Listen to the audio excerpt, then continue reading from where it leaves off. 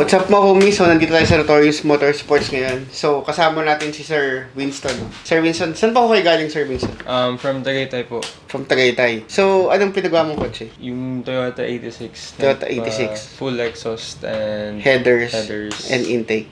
Okay. So, ano ba in-expect mo magiging tunog niya? Medyo maingay. Medyo maingay. Okay. So, ngayon mga homies, antayin nyo na. Pakinggan natin yung magiging tunog ng pinagawa ng 86.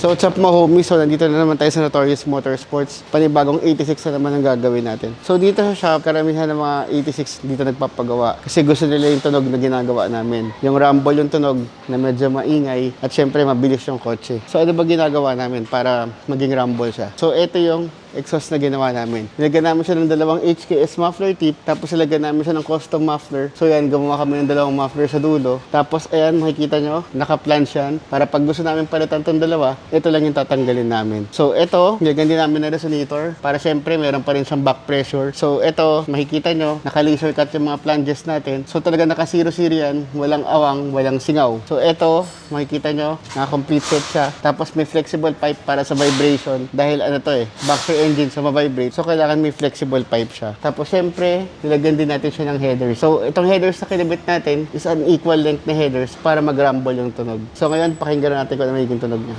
So, what's up mga homies? So, ito yung ginawa namin na air intake. 3 inches na air intake. Tapos, nakakabit yung map sensor. Nakakabit din yung Durotech na filter. Tapos, syempre, yung oxygen sensor nakakabit para maiwasan din natin yung check engine. So, dito sa mga 86, more than 100 units na nagawa namin. So, talagang kabisado na namin itong mga 86 na to. So ngayon, pakinggan natin kung ano magiging tunog niya.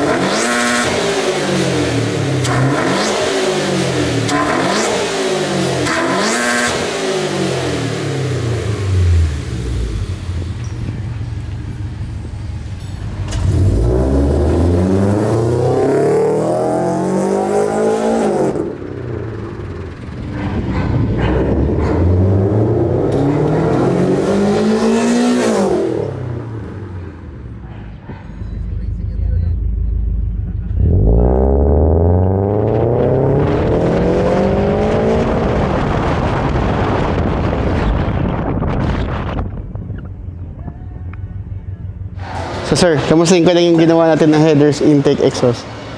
Sobrang grabe nung pinagbago ng tunog. Lumakas talaga. Lumakas yung hatak? Opo. Okay sir, thank you sir.